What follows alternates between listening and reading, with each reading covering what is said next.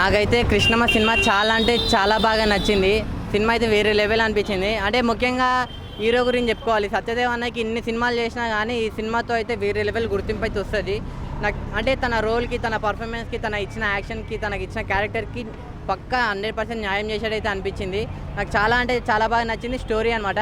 అంటే first of మొత్తం అనాథలు వాళ్ళు ఉంటారు, వాళ్ళ ఫ్రెండ్షిప్ కానీ, వాళ్ళ లవ్ స్టోరీ కానీ, లవ్ ట్రాక్ కానీ ఇదంతా చాలా అంటే చాలా మంచిగా చూపిస్తే, సెకండ్ హాఫ్ వచ్చేసరికి ఆ ఎమోషన్ సీన్స్ కానీ, మొత్తం బాధపడడం కానీ, ఆ పగలు కానీ, ఆ ఫైటింగ్స్ కానీ అంతా వేరే లెవెల్కి తీసుకెళ్ళిపోయింది అనమాట డైరెక్టర్ గారు. సో నాకు చాలా అంటే చాలా బాగా నచ్చింది.